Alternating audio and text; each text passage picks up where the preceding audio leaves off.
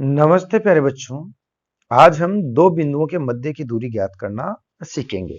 जैसे क्या हो कि आपके पास कोई दो पॉइंट दे, एक पॉइंट यहाँ पर हो और एक पॉइंट यहाँ पर हो और इन दोनों के निर्देशांक बताए जाएं और आपको बोला जाए कि इनके मध्य की दूरी बता दीजिए।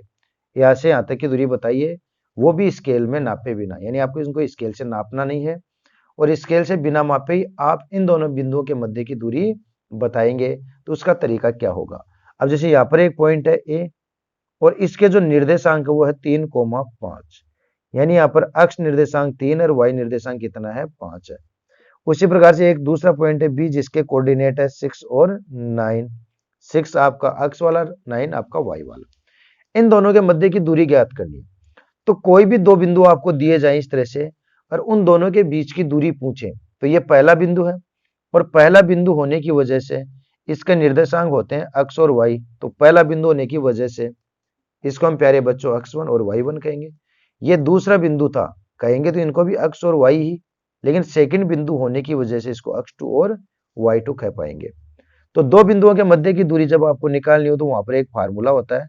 तो दूरी के लिए अपन ए बी एक साथ लिखेंगे, इसका मतलब ए से बी तक की दूरी, और इसका फार्मूला होता है स्क्वायर रूट के अंदर अंडर रूट, और फार्मूला बन जाएगा x2 माइनस x1 का होल स्क्वायर और प्लस में आ जाएगा y2 माइनस y1 का होल स्क्वायर। इस तरह से आप इनके मध्य की दूरी यहां पर निकाल पाएंगे।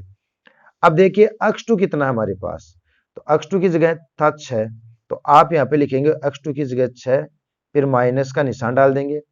और x1 कौन है, तो देखो x1 की जगह था 3, तो आप लिख देंगे यहां पर 3, 6 माइनस 3 का होल स्क्वायर स्क्वायर और प्लस y2। y2 हमारे पास कितना था? 9, तो y2 वाली जगह आप रखेंगे 9 और y1 5, तो 9 माइनस 5 का होल स्क्वायर, फिर स्क्वायर रूट के अंदर 6 प्लस का 3 माइनस का, कितने बच गए आपके पास? 3, और 3 स्क्वायर का मतलब होगा कि 3 गुणा 3 प्लस 9 माइनस 5 बचे कितने? 4, स्क्वायर का मतलब होगा 4 गुणा 4। 3 को 3 से गुणा करेंगे तो 9 बन जाएगा, ये बनेगा ना प्यारे बच्चों, और 4 को 4 से गुणा करोगे ना तो ये बन जाएगा 4 चौक 16। अब 16 में आप 9 को जोड़ देंगे प्यारे बच्चों, तो ये बन जाएगा यहाँ पर कितना? 25।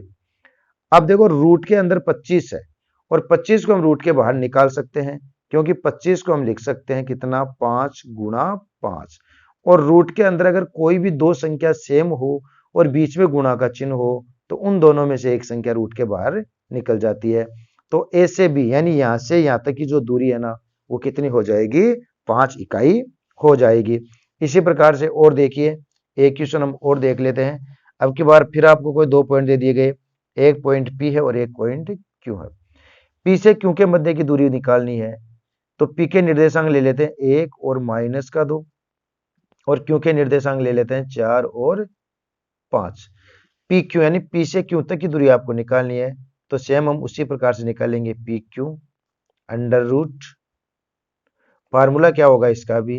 x2 माइनस x1 का होल स्क्वायर और प्लस y2 माइनस y1 का होल स्क्वायर। ये पहला जो बिंदु था x और y, और ये भी x और y, निर्देशांक x और y से लिखते हैं, पर ये पहले नंबर पर बिंदु होने की वजह से इसको 1 और 1 से लिख देंगे, और ये दूसरा बिंदु होने की वजह से x2 और y2 इसको हम यहाँ पर रख देते हैं। अब फार्मूले में हम वैल्यू अप्लाई करेंगे इसकी। x2 4 था, माइनस x1 था 1, इसका होल स्क्वायर, प्लस y2, तो y2 देखो यहां पर है जिसकी जगह कितना आ जाएगा? 5, माइनस, और y1 की जगह कौन है प्यारे बच्चों? तो y1 के स्थान पर आएगा माइनस का 2। अब यहाँ माइनस एक पहले से था, एक माइनस हम और लाएंगे, तो ये आप जानते हो कि माइनस को जब हम माइनस से गुणा करते हैं ना तो चिन्ह हमेशा प्लस का बन जाता है।